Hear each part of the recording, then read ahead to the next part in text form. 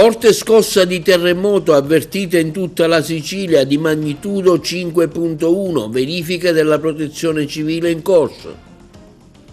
Un caso di tubercolosi è stato accertato a Montallegro, a darne notizie è stato il primo cittadino Giovanni Cirillo.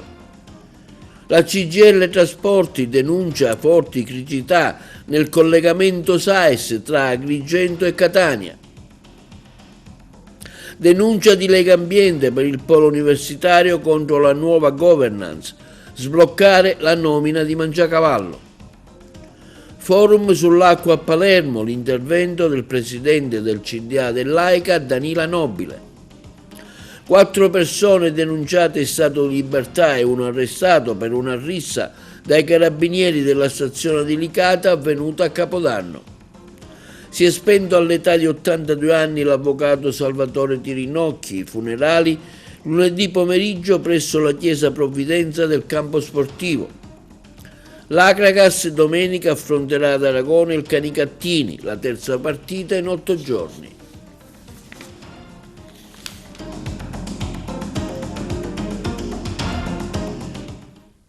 Buongiorno, benvenuti col nuovo appuntamento di TV Notizie di oggi, 10 gennaio, sabato. Stamattina una forte scossa di terremoto tra la Calabria e la Sicilia.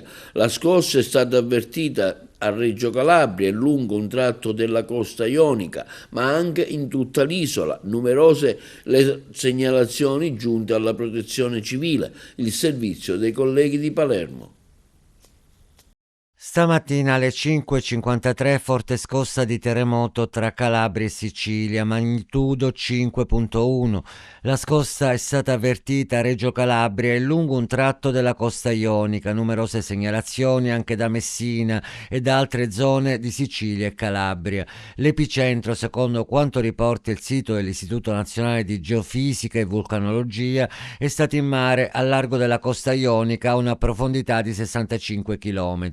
Non abbiamo rilevato danni a cose o persone in seguito alla scossa di terremoto, ha dichiarato alla DN Cronos Domenico Costarella, capo della protezione civile regionale calabrese, a proposito della scossa. Il sisma è stato avvertito così distintamente dalla popolazione proprio perché si è verificato in mare, ha continuato Costarella. Come protezione civile abbiamo eseguito immediatamente una ricognizione nei comuni prospicienti l'epicentro e possiamo confermare che non c'è stato alcun danno. La nostra attività, lo ricordiamo, può essere esclusivamente preventiva e non predittiva, ma possiamo garantire che tutte le funzioni del nostro Dipartimento sono costantemente in allerta.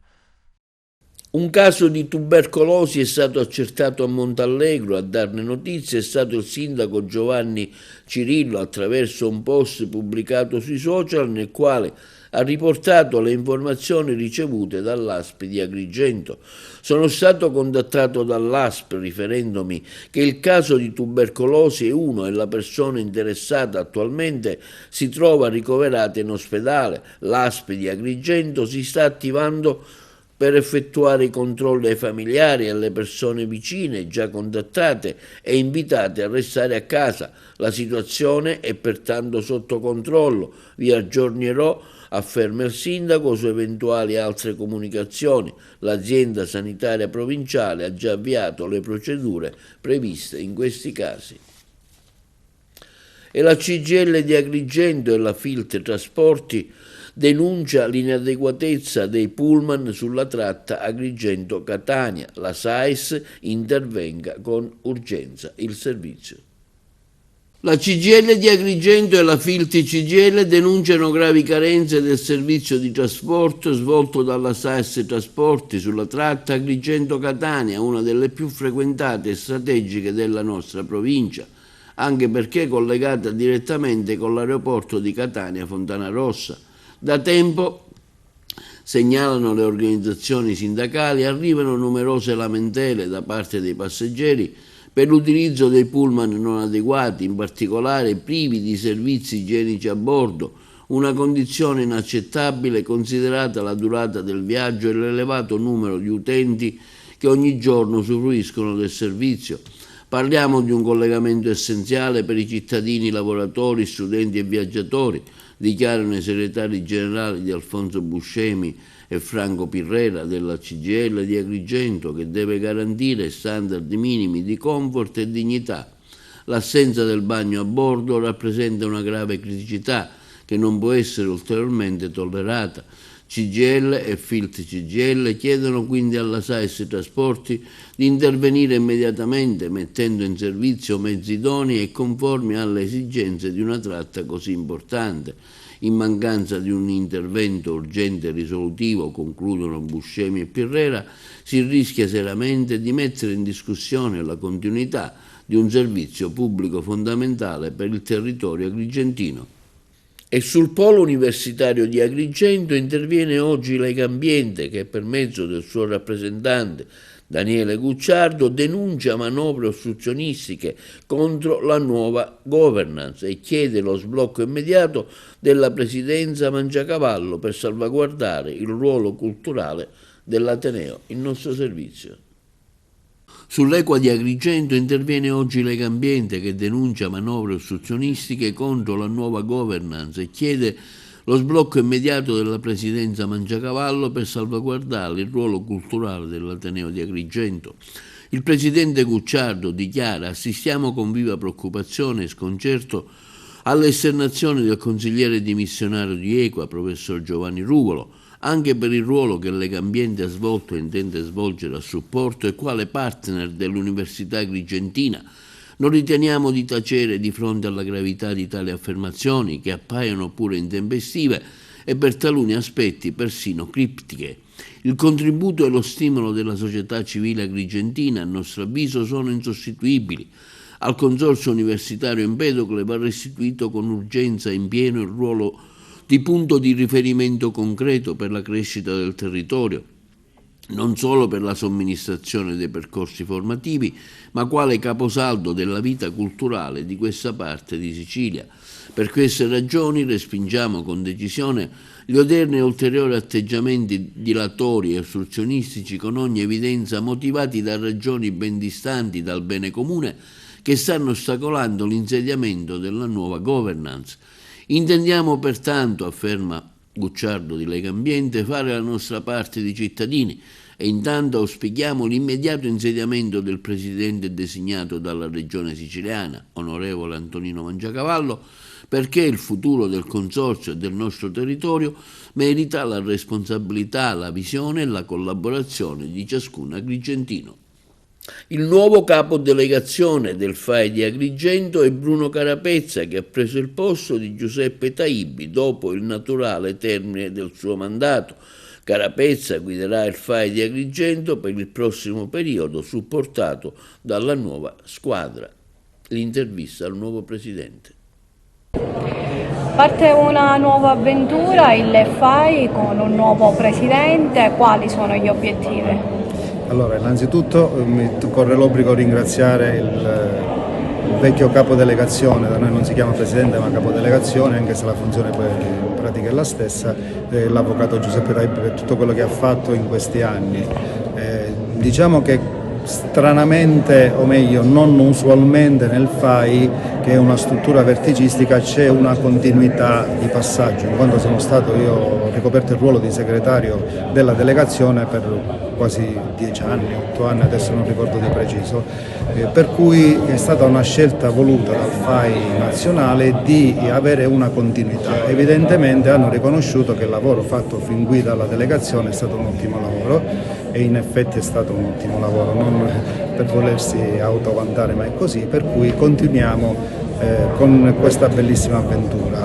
La delegazione è un po' cambiata, nel senso che ha persone che già erano in delegazione e hanno deciso di continuare il loro impegno, abbiamo aggiunto delle new entry molto importanti che presenteremo per allargare e soprattutto ritrovare un entusiasmo che nell'ultimo periodo, un po' anche per stanchezza, si era un pochettino perso, quindi speriamo di far bene. Un'iniziativa mirata a rafforzare la comprensione e la gestione dei rischi legati alla siccità e alla carenza idrica per trovare soluzioni operative a questi fenomeni sempre più rilevanti nell'isola a causa dei cambiamenti climatici. Si è svolto ieri all'Osseria a Palermo, infatti, il forum regionale Acqua, soluzione, non un problema. I colleghi di Palermo. È una giornata che ritengo molto importante perché abbiamo invitato i maggiori esperti siciliani sul tema dell'acqua, tema che come è noto occupa buona parte dei nostri giornali da tanto tempo e qui la volontà è di trovare soluzioni. Ecco, un'università quindi che si assume la responsabilità anche morale di trovare delle soluzioni tecniche importanti, abbiamo degli ingegneri assolutamente rinomati in questo senso, e la volontà di offrire evidentemente alla politica delle soluzioni percorribili. Credo che questo sia anche un nuovo modo di vedere l'università, al centro del sistema sociale, promotori di iniziative, ponte di contatto tra enti e soprattutto promotore di soluzioni. Ecco, questa è un po' la volontà di non lasciare l'accademia dentro l'accademia, ma di creare un'accademia che sia capace di proporre delle soluzioni operative facilmente perseguibili, a basso costo e ovviamente universalmente accettate. L'abbiamo fortemente voluto, questo centro di trasferimento è proprio quello che deve effettivamente tradurre in azioni concrete le tante idee progettuali che vengono studiate nei nostri laboratori e nei nostri studi. Trasferire non è facile, il trasferimento è il momento più complicato perché poi è il momento di portare una bella idea imprenditoriale da un tavolo di lavoro di un laboratorio dentro un'impresa. L'impresa si deve convincere della bontà del progetto e soprattutto deve favorire il percorso del giovane ricercatore.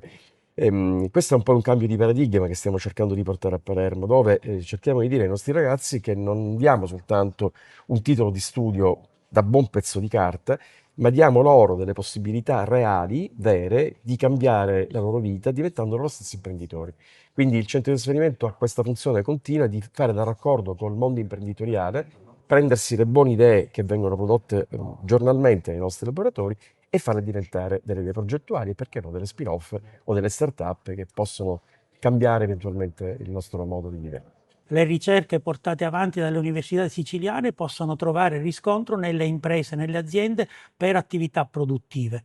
L'occasione è questo bando STEP, ci sono 260 milioni a disposizione per le aziende proprio per portare a casa dei risultati che vedono nell'acqua un elemento fondamentale. Cosa mira questa iniziativa di oggi? Essenzialmente i progetti che si vogliono portare avanti sono 4. Uno che riguarda la dissalazione, un altro che riguarda la depurazione delle acque, un terzo che riguarda il risanamento delle reti attraverso delle tubazioni intelligenti capaci di accogliere eventuali problematiche di perdita e ultima un digital twin di tutta la rete e tutto il sistema idrico siciliano. Il tema della dissalazione è di particolare attualità e rilevanza qui nella regione Sicilia, ma soprattutto in tutti i paesi che si affacciano sul Mediterraneo, perché la diminuita, disponibilità della risorsa idrica fa sì che bisogna guardare a risorse di tipo non convenzionale. In questo senso il mare è una risorsa importante per la produzione di acqua dolce, ma è necessario ripensare la dissalazione in termini di sostenibilità, quindi in termini di riduzione dei consumi energetici e soprattutto di riduzione dell'impatto ambientale. E questo lo si può fare attraverso processi che complessivamente guardano in un'ottica di economia circolare alla valorizzazione non soltanto dell'acqua di mare come possibile appunto produzione di acqua dolce, ma anche di recupero di materie prime e di energia. E Danila Nobile ha partecipato al forum regionale Acqua, soluzione non problema, portando il contributo dell'azienda agrigentina come presidente del CDA. È stato un momento di confronto serio e costruttivo tra le istituzioni, i gestori del servizio idrico e gli amministratori, per ribadire che l'acqua è una risorsa strategica e che solo attraverso governance, investimenti e responsabilità condivisa possiamo garantire un servizio efficiente e sostenibile ai territori. Questo quanto affermato nell'intervento della Nobile che ora vi proponiamo integralmente. Intanto preliminarmente la ringrazio per questo invito per il quale sono seduta a questa tavola rotonda. Io sono Daniela Nobile, la presidente del CDA di AICA, l'azienda idrica dei comuni agrigentini. Serviamo l'intera provincia di Agrigento, in particolare 33 comuni più 2, perché 2 ancora non ci hanno ceduto le reti, quindi siamo 33 attualmente come comuni soci che gestiamo nel servizio idrico integrato. La giornata di oggi è molto importante perché anche il titolo di questo forum regionale, Acqua, soluzione non un problema, ci apre le porte a quello che adesso dal mio insediamento ad oggi abbiamo portato avanti insieme al direttore generale di tutta la governance, ovvero un rinnovamento di quello che è il servizio idrico integrato all'interno di un'idea di soluzione. Noi rispetto alle nuove tecnologie, alla digitalizzazione, abbiamo portato avanti diversi progetti. Intanto la nuova rete idrica della provincia di Agrigento prevede l'automazione e il telecontrollo, per noi fondamentale. Ma un'altra cosa importante che stiamo portando avanti con Almaviva riguarda i nuovi contatori smart, per i quali abbiamo avviato un progetto pilota per noi fondamentale in attesa di un finanziamento da 15 milioni che non saranno sufficienti per entrare in rete rispetto alle nuove tecnologie senza le quali non potremo, secondo me, più in questo sistema idrico integrato comprendere esattamente tutte le dinamiche. Quindi per noi questo è stato molto importante. Inoltre questi sistemi di innovazione e di digitalizzazione ci permettono, intanto facendo in modo che questi software interagiscano correttamente con noi, ci sono delle macchine, dei software, ma se il soggetto che immette i dati non è correttamente a conoscenza di ciò che deve fare dei processi, come correttamente diceva prima la professoressa Musumeci, fondamentale, no? Che il personale sia adeguatamente in grado di inserire dati nel sistema. Su quello è importante anche che ci siano dei tutoraggi e un affiancamento delle società, come abbiamo anche visto con Almaviva, perché è fondamentale conoscere bene il procedimento, che ci porta poi a capire dove sono le perdite idriche, a capire dove intervenire. E anche con questo progetto, ad esempio, verificare se l'acqua che viene immessa in rete poi viene bollettata correttamente, quindi quanta acqua immettiamo in rete e quanta poi viene bollettata, per verificare se ci sono delle perdite e in quale zona delle città queste perdite si verificano. Quindi quello è importante, la tecnologia e l'innovazione ce lo permettono. Abbiamo presentato poi diversi progetti in Regione Sicilia, in ultimo il progetto in scadenza ad ottobre ci ha permesso sia sulla parte idrica di presentare oltre 40 milioni abbiamo presentato, ma anche sulla parte della depurazione e della rete fognaria, anche lì oltre 40 milioni, e non sono tutti quelli che avevamo già disponibili, ne avremo anche degli altri, perché stiamo cercando di andare avanti su questi progetti anche su REACT-EU. Abbiamo poi spostato sul POP tanti progetti sulla rete idrica e questo ci ha permesso di andare oltre, perché quello che vogliamo è camminare a fianco delle nuove tecnologie e fare in modo che i cittadini, anche con le app, per comprendere i consumi reali e noi per effettuare delle valutazioni sui consumi reali, abbiamo terminato adesso il Colfego con un progetto pilota, quindi abbiamo in mente tanti progetti che ci porteranno ad una situazione nettamente differente da quella di oggi. Un'ultima cosa che voglio ricordare: abbiamo inviato a tutti i gestori del servizio idrico della Regione Sicilia l'invito per l'istituzione di un tavolo tecnico regionale. Questo per noi è fondamentale perché ci permette di creare rete, quindi di essere più forza, di essere più forti, di poter anche gestire ed avere delle economie di scala. Poi ne parleremo meglio durante l'incontro. Invito quindi tutti i gestori presenti oggi, ma anche gli altri che oggi non ci sono, di intervenire a questo tavolo tecnico regionale, che ci permetterà, ripeto, di mettere le basi per un futuro che deve vederci insieme uniti e sempre più forti in tutto ciò che sono le migliori pratiche, in forza e debolezza, che analizzeremo bene in questo tavolo tecnico. Infine oggi sullo STEP noi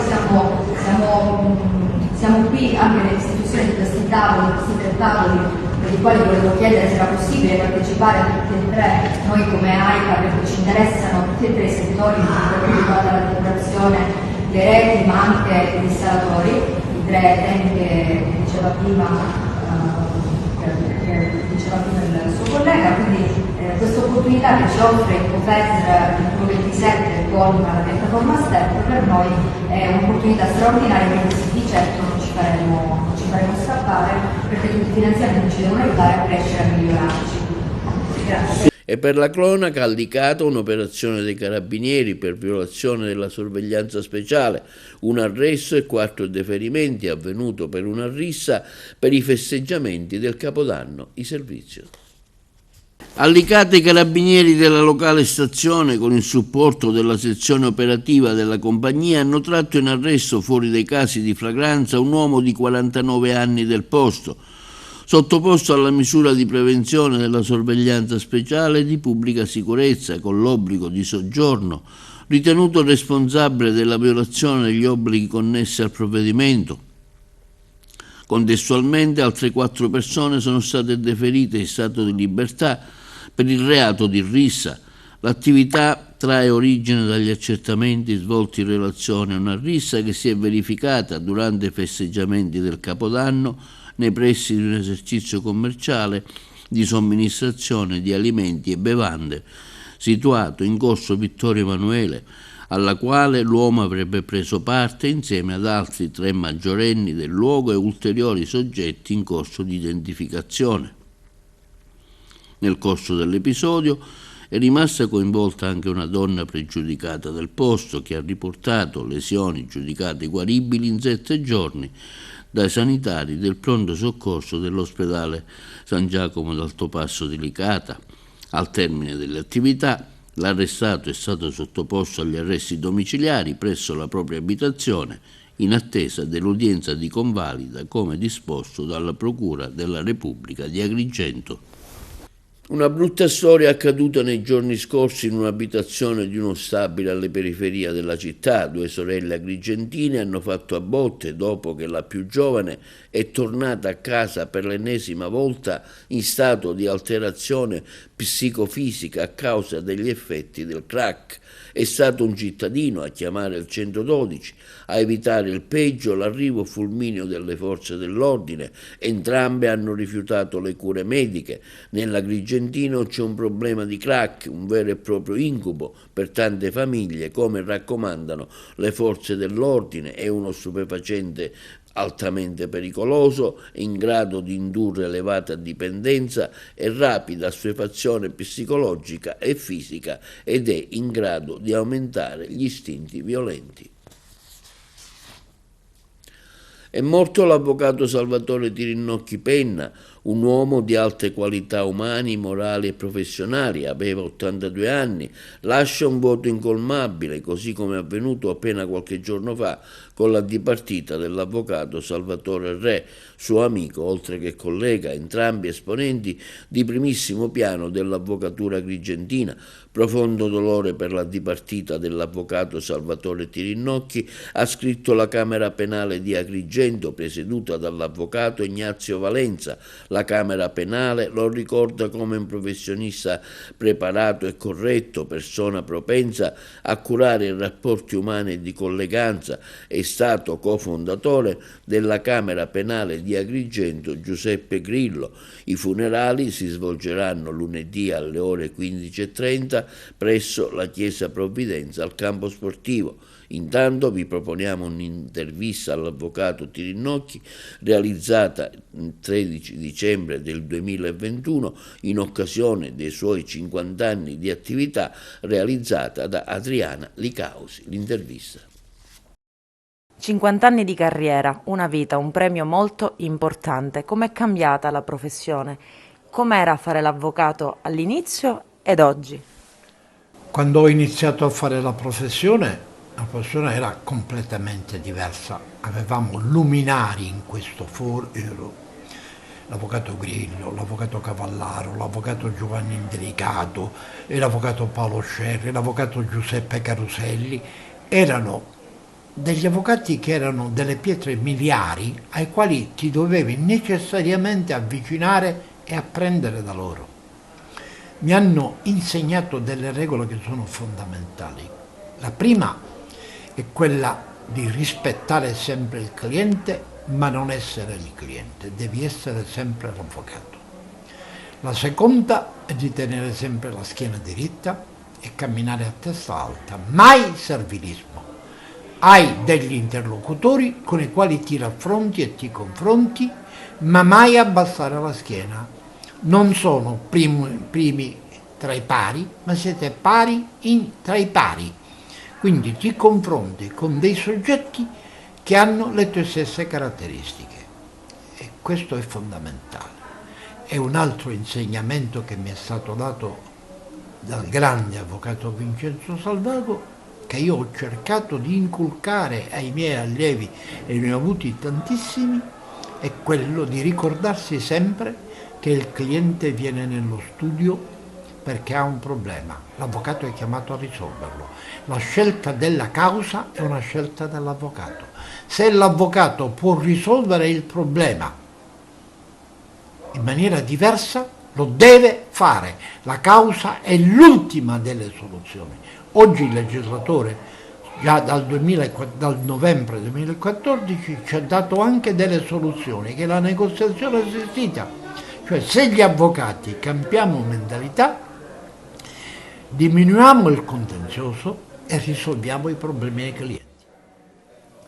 50 anni sono stati lunghissimi, 50 anni che ha condiviso con sua moglie, perché quasi 50 anni che state insieme. No, non sono 50 anni, perché tra matrimonio e fidanzamento sono esattamente 55 anni. Mia moglie è stata la compagna della mia vita, la donna che mi ha sorretto, mi ha sopportato e mi ha consentito di essere quello che io oggi sono, un modesto professionista, ma che cammina a testa alta. Lei è stato anche impegnato in politica, è stato presidente del Consiglio Comunale di Agrigento. Sì, la politica è come la droga, non ti lascia mai. Io ce l'ho sempre dentro, anche se non faccio più politica attiva, rimango nello studio, ho le mie idee, simpatizzo per A o per B, però null'altro. Ormai il mio tempo è passato e c'è un tempo per ognuno di noi. Uno deve capire quando è il momento di muoversi, quando è il momento di agire, quando è il momento di stare in prima linea e quando è il momento di stare nelle retrovie. Se mi capita di dare dei consigli, li do volentieri, però che io possa assumere cariche politiche nuove, diverse, non mi sembra assolutamente il caso. C'è qualcosa che cambierebbe in tutti questi anni di carriera, che farebbe diversamente, o un caso che ricorda in particolare che l'ha segnata? Un caso che io ricordo in particolare che mi ha segnato, sì, c'è, ed è un episodio stranissimo. Difficilmente mi è capitato di chiedere a un cliente di ripetermi 2 volte il problema da cui era affetto. Una volta mi è capitato, sono venuti una coppia nello studio e mi hanno raccontato una storia che ha dell'inverosimile. Cioè, la donna si era sostituita a un'altra, formalmente c'era un accordo a 3 tra marito, moglie e amante. La moglie è rimasta incinta e per liberarsi dell'amante le doveva dare il bambino. Lei, andando dai medici in ospedale eccetera, dava il nome dell'amante. Una cosa che mi ha letteralmente stravolto. Poi il processo si è concluso, l'abbiamo fatto, abbiamo risolto giuridicamente, perché secondo me c'era e poi è stato riconosciuto un'ipotesi di desistenza volontaria, perché c'era un'alterazione di stato civile, delle truffe, tutta una serie di fatti che poi non si sono concretizzati. Però le devo dire che quella mi ha segnato come mi ha segnato un processo per sfruttamento della prostituzione quando ero agli albori della mia professione. Una donna di Porto Empedocle faceva prostituire la figlia 12enne con dei marinai. Mi ha letteralmente sconvolto, per me era assolutamente impensabile, non faccio il nome perché non è corretto farlo, ma per me era assolutamente impensabile, e lo rimane ovviamente tuttora, che una donna potesse far prostituire la propria bambina. Questo è un momento di festa, a questo punto chiudiamo con un augurio a chi si è formato nel suo studio, e tra questi c'è anche suo figlio. Sì, io mi auguro che mio figlio faccia l'avvocato, che perpetui la mia attività io ho cercato di inculcargli l'amore per questa professione, perché questa è una professione che devi amare per poterla fare. Mi auguro che anche lui capisca veramente qual è l'amore che si deve a questa professione, perché solo con l'amore riuscirà a risolvere i molteplici problemi, le circostanze, le disillusioni, i dispiaceri che questa professione offre e ti dà, anche se in certi momenti ti dà gioia, ti dà soddisfazioni perché ti consente di realizzare te stesso. È stata riaperta la circonvallazione che collega Raffadale ai comuni limitrofi, come annunciato nell'intervista rilasciata ieri dal sindaco Cuffaro. Si tratta di un intervento tampone in attesa dei lavori definitivi. State intanto vedendo le immagini realizzate proprio nella mattinata di oggi. La polizia locale, impegnata sin dalle prime ore del mattino nella vigilanza delle operazioni di messa in sicurezza effettuate dall'impresa incaricata, raccomanda agli automobilisti, in particolare agli autotrasportatori, di procedere a passo d'uomo e di rispettare rigorosamente i limiti di velocità. La circolazione tornerà presto alla normalità, come ha già assicurato il sindaco di Raffadali. Linea alla regia per la pubblicità. Il presidente della regione siciliana, Renato Schifani, ha partecipato al pranzo sociale con gli anziani della comunità Sant'Egidio a Catania. Ad accoglierlo il presidente della comunità etnea Emiliano Abramo, Monsignor Vincenzo Paglia, presidente della Pontificia Accademia per la Vita del Vaticano e storico fondatore del movimento, il professor Leonardo Palombi, attuale rettore dell'Università Cattolica di Tirana. Il mio governo, ha detto il presidente Schifani, guarda con favore a una legge regionale sugli anziani ispirata alle esperienze e alle proposte provenienti dalla comunità di Sant'Egidio a livello locale. Vediamo la dichiarazione del presidente Schifani.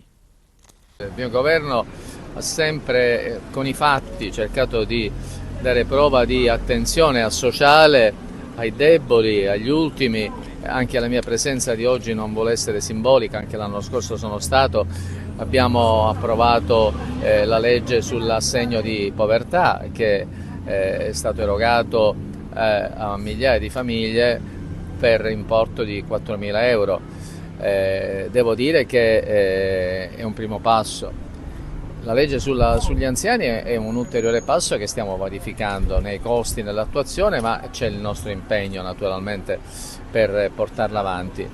È evidente che occorre un programma pluriennale perché siamo un po' nella seconda parte della legislatura, ma contiamo quantomeno di iniziare questo percorso, perché è un percorso articolato dove non ritengo sussistano problemi di copertura finanziaria, perché mai la Sicilia ha vissuto momenti come questo di solidità finanziaria con il risanamento dei conti iniziati da Nello Musumeci e completato dal mio governo. Dall'esperienza del progetto Idee in Movimento, avviato con il sostegno della Caritas italiana, il progetto Policoro, Ufficio Nazionale per i Problemi Sociali e il Lavoro, l'associazione Mai Più Soli e Pastorale Giovanile, nasce ufficialmente Cuciture di Comunità, una nuova associazione impegnata nella valorizzazione delle antiche arti sartoriali e nella promozione della manualità come strumento di inclusione e crescita sociale. Le interviste. Uno degli obiettivi del bando di progettazione è quello praticamente di dare vita a delle idee che funga non soltanto da orientamento per i giovani ma anche per i meno giovani, ma che sia soprattutto un'opportunità di animazione e di evangelizzazione e infine anche proprio di concretizzazione ai fini dell'inserimento lavorativo. Anche il museo si presta a entrare in questa rete perché quello che è stato prodotto e manutentato in questi mesi potrà essere esposto e diciamo, visionato dai fruitori ordinari del museo. Sono stati creati anche dei telai appositi perché quel patrimonio che è presente nelle nostre chiese, quali camici, rocchetti, parati, hanno bisogno spesso di manutenzione. Non parliamo noi di restauri, ma di manutenzione ordinaria straordinarie che le nostre bravi donne, le mani molto esperte riescono a riportare in vita. Il progetto Cuciture di Comunità si apre al mondo dei ragazzi, alle persone che hanno bisogno, a chi vuole riqualificarsi nel mondo del lavoro. Noi utilizziamo abiti in disuso che ci vengono donati e da questi vengono realizzati delle borse, nuovi abiti, delle pochette per un'economia circolare che viene reinserita nel mondo in questo mondo dove tutte le persone magari tendono a buttare, a gettare, noi riqualifichiamo. GAL Nebro di Plus, bilancio di programmazione e uno sguardo al futuro. Ce ne parlano i colleghi di Messina. Sulla nocciola, questa sera noi altri...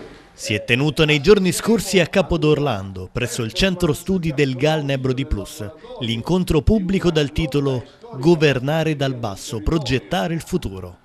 Fulcro dell'iniziativa è stata la presentazione dell'omonimo volume dedicato all'esperienza dei gruppi di azione locale e in particolare al percorso di sviluppo e innovazione portato avanti sul territorio del GAL Nebro di Plus. L'incontro ha offerto un'importante occasione di confronto sulle politiche europee per lo sviluppo territoriale, mettendo in luce un modello di governance fondato su visione strategica, trasparenza amministrativa e forte radicamento locale, sotto la guida del presidente Francesco Calanna. È stato un momento a cavallo tra una programmazione che si esaurisce il suo corso e una programmazione, quella la 23-27, che inizia un suo percorso con una strategia ben precisa, cioè la destinazione Nebrodi, la DMO Nebrodi. Nella passata programmazione 10 milioni di euro di risorse che abbiamo trasformato in interventi, ma abbiamo trasformato anche in strategie e politiche per il territorio.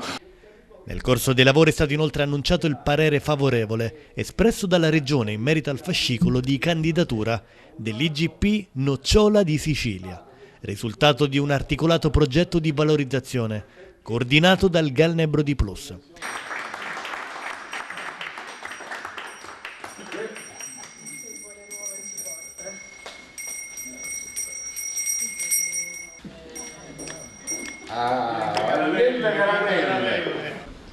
E allora la lettera praticamente del dirigente della regione siciliana Fulvio Bellomo, che ci informa che ai sensi dell'articolo 7 del decreto ministeriale è stato espresso da parte della regione Sicilia parere favorevole al riconoscimento dell'IGP Nocciola di Sicilia. Nocciola Sicilia.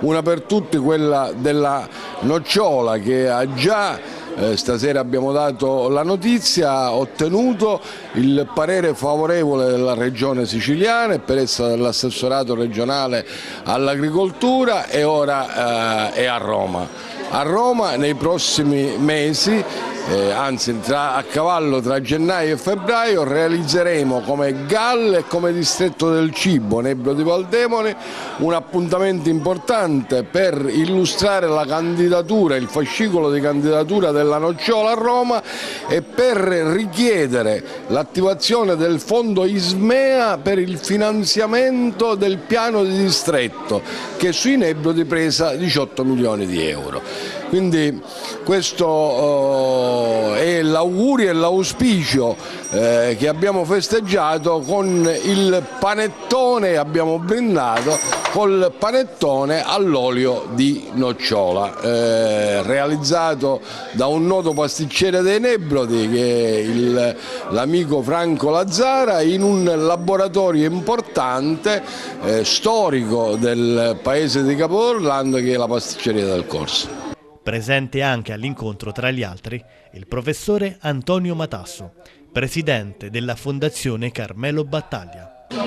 Quello che risalta è intanto il ruolo del GAL, che è davvero un elemento prezioso per i nostri territori, perché innerva e, se vogliamo, anche personifica nei nostri territori quelle che sono le linee guida dell'Unione Europea, cioè viene costruito uno sviluppo sicuramente dal basso, si governa dal basso con esperienze di buone pratiche amministrative, ma perché il GAL ha questa grande capacità, cioè di rappresentare l'incarnazione nei territori di quegli grandi valori e di quelle grandi progettualità che vengono espresse dal sogno dell'Unione Europea e che poi vengono così innervate nei nostri territori. Lo chef Natale Giunta, noto per aver denunciato i suoi estortori e titolare di Citisea, locale che in 2 anni è diventato un punto di riferimento, oltre che della cucina gourmet, anche della movida dei giovani palermitani, dai suoi social lancia una provocazione, un divieto d'ingresso per quelli che definisce Maranza, auspicando che il suo gesto sia imitato da altri colleghi. Sentiamo lo stesso chef. Da oggi esce il primo divieto ufficiale del CTC. Spero che tanti colleghi aderiscono a questa iniziativa. Io non posso entrare. No Maranza, occhiali Cartier, barba da delinquente, con la nona. Tu qua non sei gradito, non devi entrare. C'è il divieto assoluto.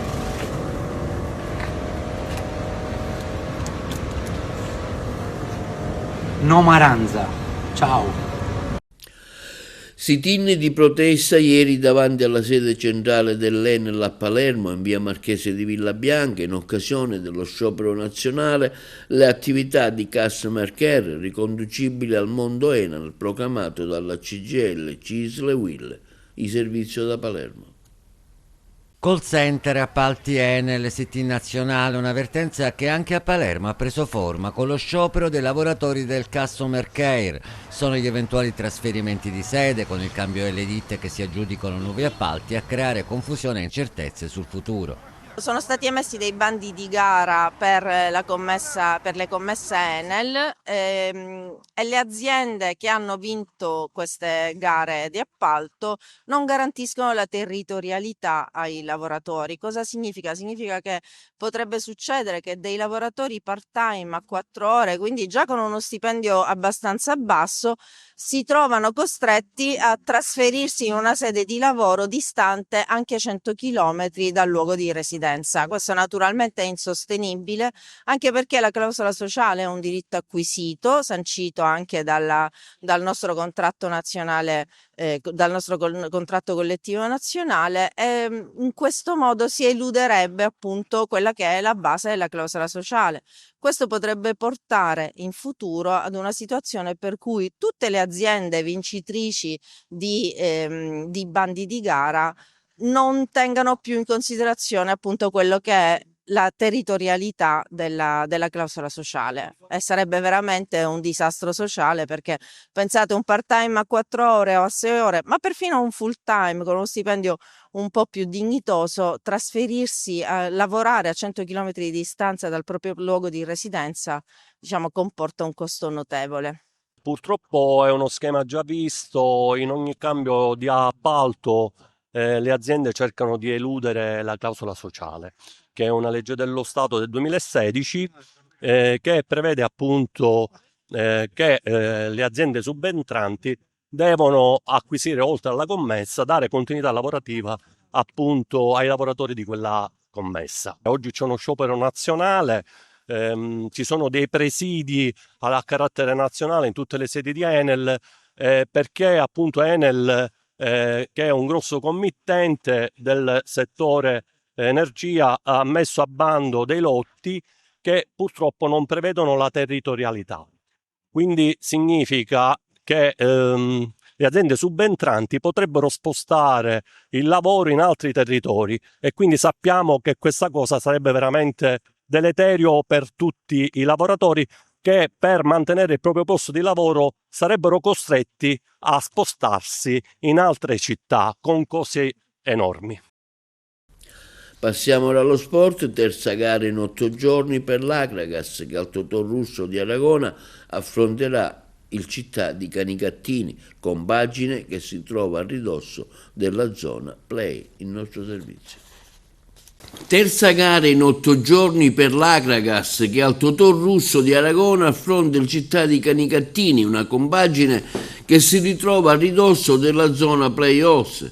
La squadra siracusana nella gara di andata sul proprio campo venne superata dall'Agragas con il risultato di 0-0, tripletta di Lopez e rete di Tripoli.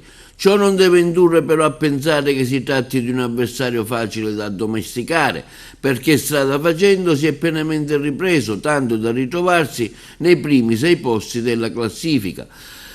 L'inizio della gara è programmato alle 15 e verrà diretta dalla seguente terna arbitrale: arbitro Edoardo Angilella di Palermo, assistenti Melchiorre Pagliarello di Marsala e Gabriele Schifano di Trapani. In panchina al posto di Sebbi Catania siederà il vice Dino Del Rosa, chiamati a dare continuità al lavoro impostato allo staff tecnico. Il momento è positivo e Del Rosa lo sottolinea senza giri di parole, affermando: siamo partiti molto bene in questo inizio di anno nuovo, abbiamo vinto a Ragusa su un campo difficile e poi siamo riusciti a vincere in casa, in Coppa, per 4-1 contro il Gemini. Un avvio incoraggiante che però non consente cali di tensione. Dalla squadra mi aspetto sempre il massimo, soprattutto nell'approccio alle gare. La settimana è stata intensa con buone notizie dall'infermeria. Abbiamo preparato questa gara molto bene, curando i dettagli, anche perché recuperiamo gli infortunati e gli squalificati di Coppa, un aspetto fondamentale in vista di una partita che nasconde tante insidie. Sul piano personale Del Rosa non nasconde il peso del ruolo, affermando: sento una grande responsabilità, il mio compito è dare continuità al lavoro svolto in campo seguendo le direttive del mister. L'avversario è tutt'altro che semplice, il Canicattini è una squadra ostica, si è anche rinforzata con l'arrivo di Litteri, un attaccante temibile, ma non possiamo permetterci passi falsi se vogliamo continuare la rincorsa al Priolo. Infine un appello al pubblico: deve essere il 12° uomo in campo, come sempre deve aiutarci a vincere. Dallo stadio Totò Russo di Aragona passerà il primo snodo del ritorno, l'Agragas sa di non poter sbagliare. Vediamo adesso un bilancio delle festività appena trascorse dai colleghi di Messina.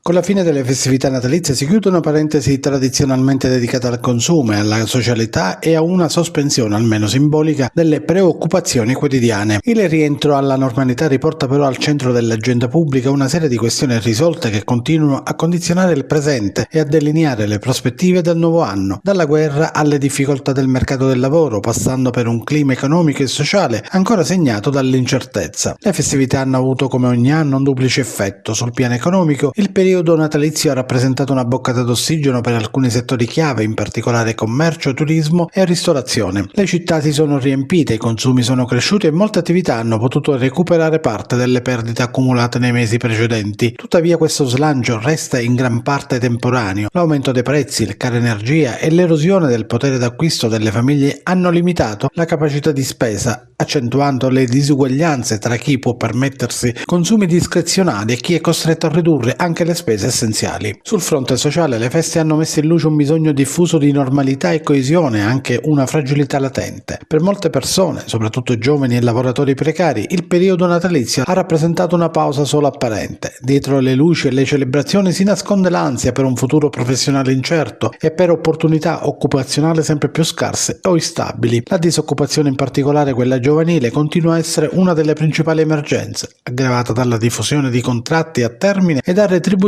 spesso insufficienti a garantire un'autonomia reale. Finite le festività, il bilancio è chiaro: le luci del Natale hanno offerto una tregua, ma non hanno cancellato i nodi strutturali del presente. Il nuovo anno rappresenta un banco di prova decisivo per trasformare le difficoltà in occasioni di cambiamento e per dare risposte concrete a un paese che chiede stabilità, lavoro e prospettive credibili per il futuro.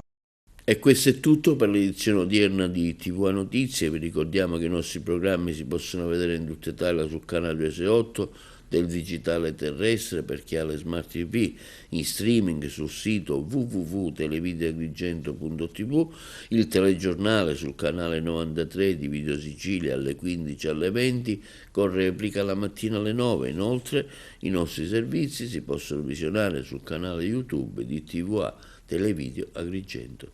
E questo è tutto per oggi, vi auguriamo un buon fine settimana.